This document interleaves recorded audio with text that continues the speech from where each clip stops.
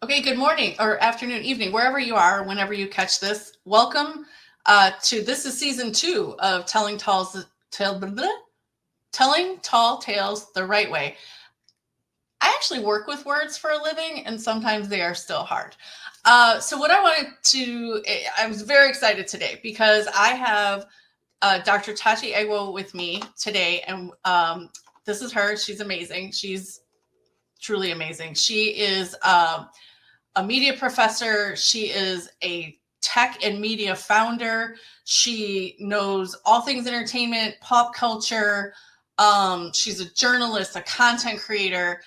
She's amazing. And she created Indie Soup Network, which is where you're seeing the show. And I am so grateful to be part of her team of people. And so I'm going to, without further ado, bring her up here. Hello. Hello. How are you? I'm great. What about you? Oh, I'm fantastic. Happy to be here and excited to be on your show. No, I appreciate you taking the time. This is really exciting for me to have you here because we've talked in other ways about okay, so I'm just gonna we're talking about Queen Charlotte. Now, yes. Queen Charlotte is part of the Bridgerton universe. So there was season 1, season 2, then Queen Charlotte, and now season 3. Yes. And Bridgerton, you know, we all know is like a juggernaut on Netflix. Like it is taken off like rocket ships, right? Yes. So we are gonna talk about Queen Charlotte. Here she is. Yes. In all her glorious beauty, right? Yes. Yes. Okay, so this is Queen Charlotte in her youth. So we're just gonna give a little synopsis of the show. Okay, so Queen Charlotte married to King George III. Yes, American Revolution, King George III. Mm-hmm. In the world of Bridgerton, class is still very much a thing, but race has become less so.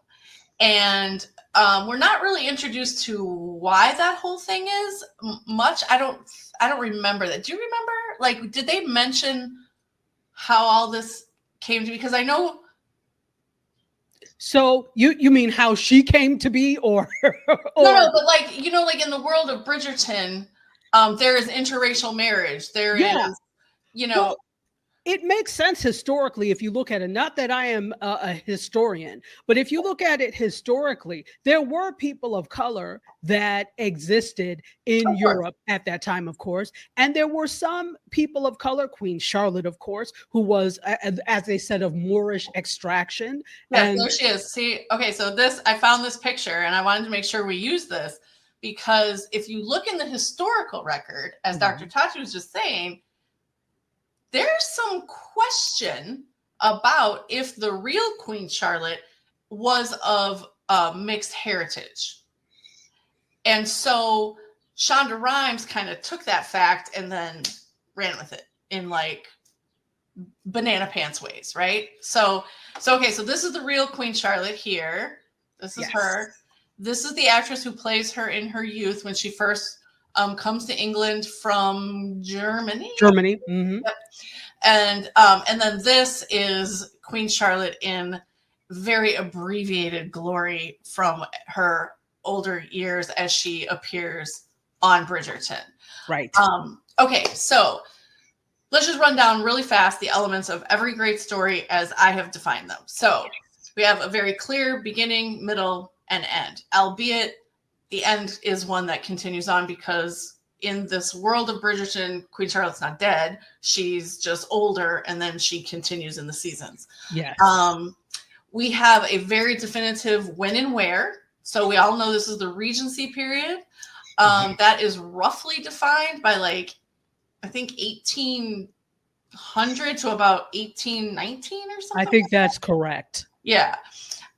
So we have a very definitive sense of fashion and decor. You know, lighting is, I mean, it's obviously it's filmed now in modern times, so it's lit a little better, but you can imagine how dark it probably was at night, with only candlelight.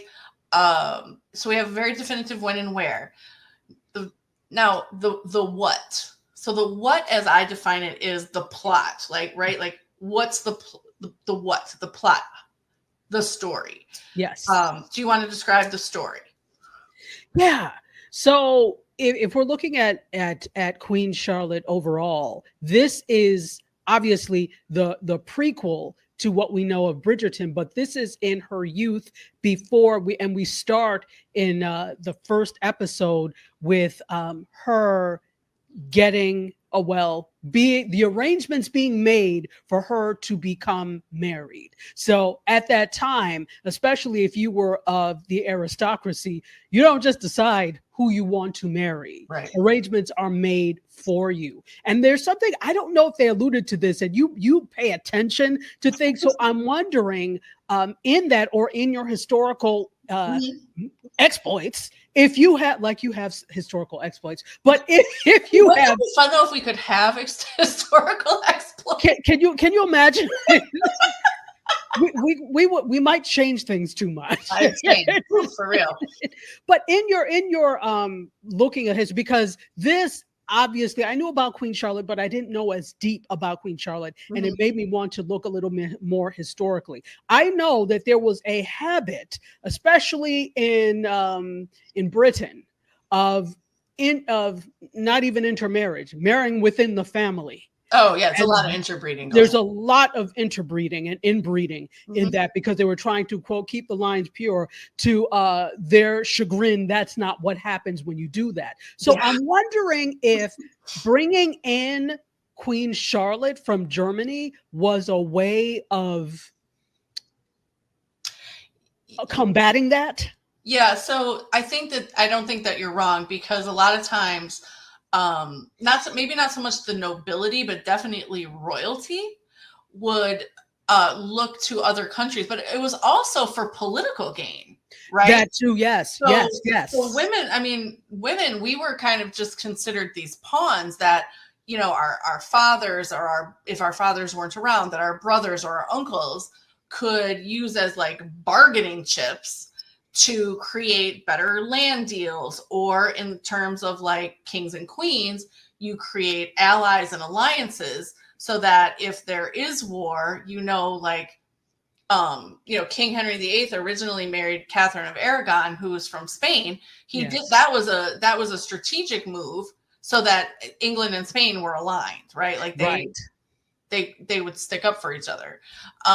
So that is part of it. I do think you're right that it is maybe trying to, I don't know the right genetic terminology, but to widen the gene pool. Thank you. Yes.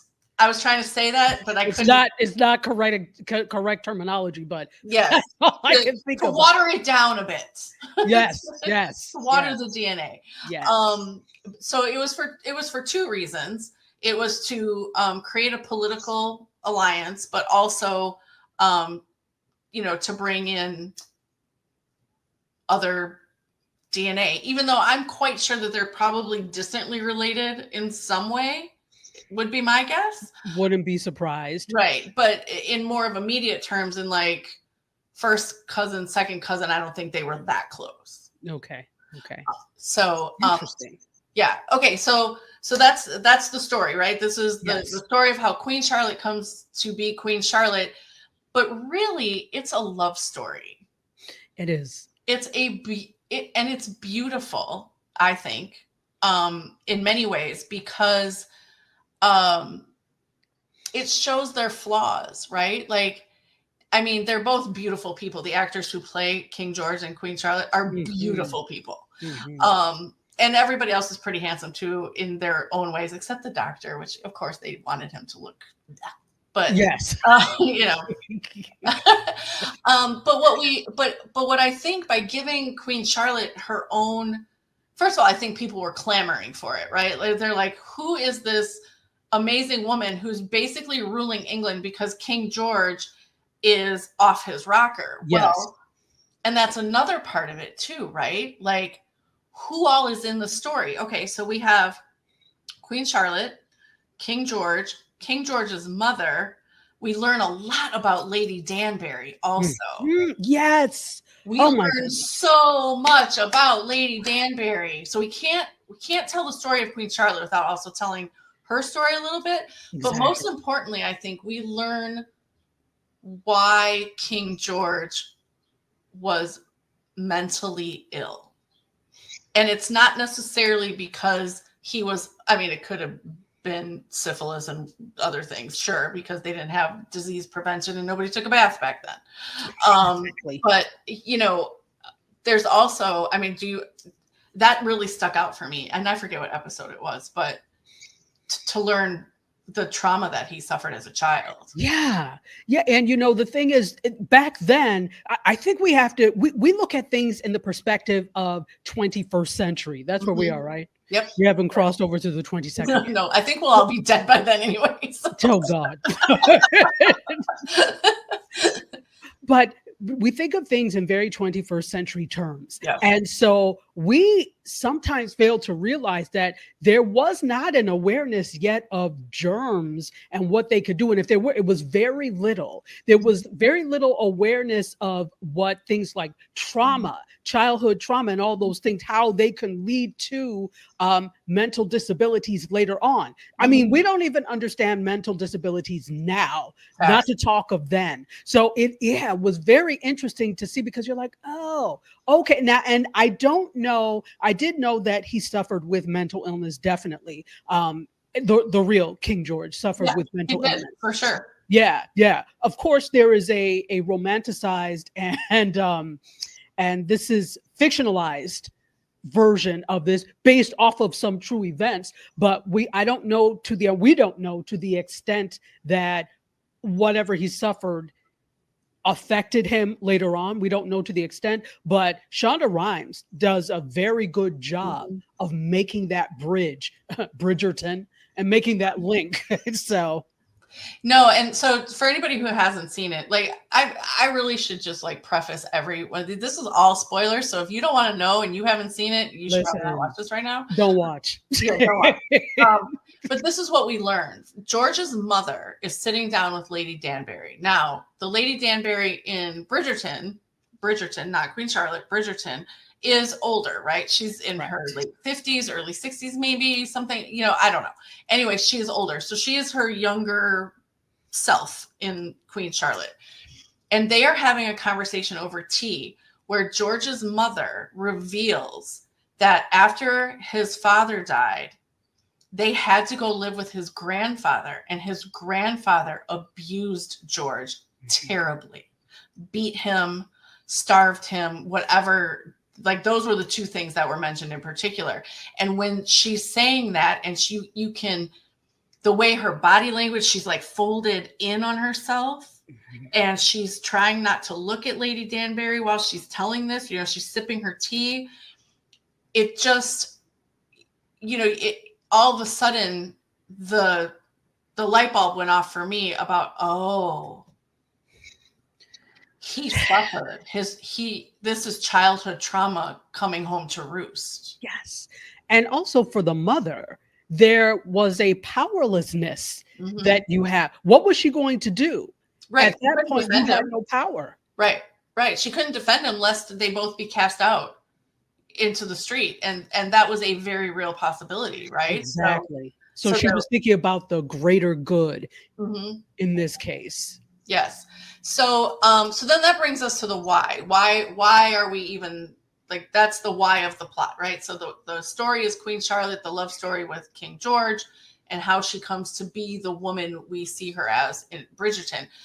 Why is why does this even start? Again, Shonda Rhimes was listening to the people. She knows her market. The marketplace was saying, we want to know about Queen Charlotte. And so that's the whole reason we have this. But again, it goes back to that very first episode that you were mentioning, where I think the whole series even starts where we see this carriage, and Queen Charlotte is in the carriage with her brother, and he's like trying to pep talk her, like, I've heard he's very nice and he's a good man and he's this and that. And she's just rolling her eyes so far back in her head. She's like, sure, let's go with that. Absolutely. And it's interesting because you see where the current day Queen Charlotte, the Bridgerton Queen Charlotte, gets all of that from you. We knew very little about her youth before this came up, in the Bridgerton world. And so the fact that, she's even the fact that she tries to run away initially. She tries to go over the wall. She tries to go over the wall. She's like, oh, I'm not staying here. You're right. you know? And the interesting thing is, had she not done that, tried to do that, that would have changed the entire trajectory of what we know of that world. Mm-hmm. Yeah, you're not wrong. And then, so we're going to skip ahead a little bit. Okay. So now so George catches her trying to go over the wall, but she doesn't know that he's George. She just thinks he's this handsome nobleman, right? She doesn't know. And then when he reveals to her that, oh, by the way, I'm your husband, or husband to be, she's like, hold up, what now? Right. Because she's taken aback by, number one, his youth. Number two, the actor who plays him is very handsome. Yes. And his kindness and sense of humor. I think those two things in particular are what took her off guard, right? She expected him to be very stuffy and very royal, I guess. Yes. And he wasn't. And then they get married. And then it gets real for her. It's like after the wedding, everybody talked to you. It'll go all leads up to the wedding day, and you're getting this dress and you want this venue and everything is wonderful. And then all of that is over and the marriage begins. Yeah. And for her, it wasn't as if they went to Buckingham Palace and started this beautiful life together. He basically dropped her off at her own castle. Yes. And was like, I'll see you later. And went to his own castle. Exactly. She's like, but I want to go with you. Right. And no, he was you like, can't. nah. He was like, I'm good. Well, so then we see this montage, right? Okay, so can we just talk about the costuming for a second? Oh, let's. Oh my word. Oh my word. If we think Queen Charlotte's costumes in Bridgerton are magnificent creations of whimsy and mechanics, like all kind of thrown together, we see the beginnings of that in the Queen Charlotte series. Exactly. Where she has to be dressed in a different outfit for breakfast, lunch, and dinner, and she's alone. Like, they redo her jewels. She's got a different crown. She's like, everything is perfectly put together until one day she says, you know what? We're leaving. And she doesn't leave like I'm going back to Germany leave. She gets in a carriage and she goes to her husband's castle. Her husband's castle, yes. And she's like, this is not going to happen, sir. And they get into, and I don't know is this the first time they get into the fight about do you love me? Is this the first time they get into that fight? It feels like it's a little bit later on. That's what I thought too. Because I think he convinces her to leave again, but she says no. Yeah. And then so she stays. Exactly. But then she ends up going back to Q. Or no, he was at Q. Yes, he was at Q. He was at Kew Gardens. She was someplace else at another castle. Yeah. Go ahead. Sorry. No, go ahead. So, the thing is, I think we need to tell people that there is good reason why he's not wanting her to. I shouldn't say good reason. There is a reason why he does not want her there, and it's because he knows he's not well. Yeah, he does, and the evidence of it is he has this that I don't know what's that round room called? Solarium? So I don't know. Where he looks at the stars. It's got a telescope. He can look at the stars. Anyway. Yes. There's a name for it. Observatory. Observatory, yes. It's on the tip of our tongue. Yes, the observatory. Right there. And we both work with words. Promise, we do. We do. So he's got this telescope. He's got the observatory. But what's And that would, I mean, that's interesting enough, right? But what he's doing then is he's covering the walls with like his observations. He's a genius with mathematics. And so he's got all these equations about like this star is this far away and this planet is this far away. And but he knows that the way that he knows the way his mind works, he understands that he has an issue or several issues. And he just doesn't want to expose her to that. He really wants to keep her separate from that. And in a way, I felt like that was his way of trying to protect her, and not necessarily from him, but from the gossips at court. Exactly. So they go back and forth a couple of times. They do spend some time together. She gets pregnant. She's noticeably pregnant. And,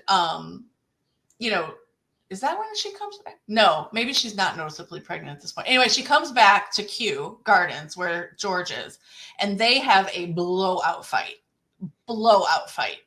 And you might be a little surprised at that because you're like, did women really shout at their husbands like that back then? But apparently, when you're the Queen of England, you can do that. You could do that. Can we go back for a moment and not to belabor the point, but before she gets pregnant, remember, there's this whole thing of the point of even getting married is to produce an heir so that you can continue your reign, continue the monarchy. So there's pressure for the women in the aristocracy, not just the aristocracy, but the what are they? The nobility? Yes, the nobility to get pregnant, but particularly the king and queen, the direct rulers of the country. There's always pressure for them and their children to get the direct descendants so that they have an heir. And so she wasn't for a while, if you remember. Yeah, it was hard. And that was because he was trying purposely not to.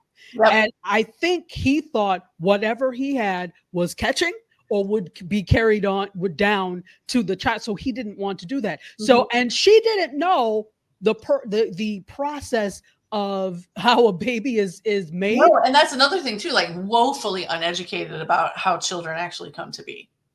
I don't know if any of them knew, to be fair. Right. I think I know that, like, obviously they know sex is how you get children, right? But George knew it, but women were kept woefully in the dark about that stuff. Like those conversations were not had with, like, it was just, you just lay there, let him do his thing and have a baby.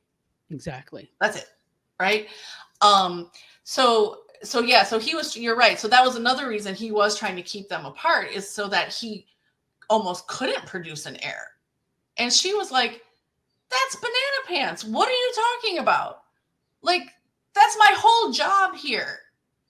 And by the way, I love you. Do you love me? And that's when the whole shouting starts. Yes. And he keeps saying, you have to leave. You have to leave. And she will not let it go. She's just like, do you love me? You have to leave, blah, blah, blah. Do you love me? You have to leave, blah, blah, blah. Right. And then he finally admits, yes, Charlotte, I love you. And he tells her he has loved her from the minute he saw her trying to go over the wall. Yes. And I was like, oh, what a story, right? so beautiful. Like, really. And, and it turns out that Charlotte and George had like 8 kids. Yes. Eventually. Like, they had 8 children. Baseball team for real. So they had like 8 kids in real life. Queen Victoria is their granddaughter. But not like from their first son. I think it was like their daughter or something. Anyway. But what I especially loved, and so we get like, there was like a montage of things where, they're like, we see them, kind of getting older, and George is getting more infirm. He literally can't handle the day-to-day of being a human, much less a king. Thank you so much for joining us. This was part 1 of my conversation with Dr. Tachi about Queen Charlotte. Stay tuned for part 2 coming next week. I hope you're having a great time with this conversation. It honestly was one of my favorites.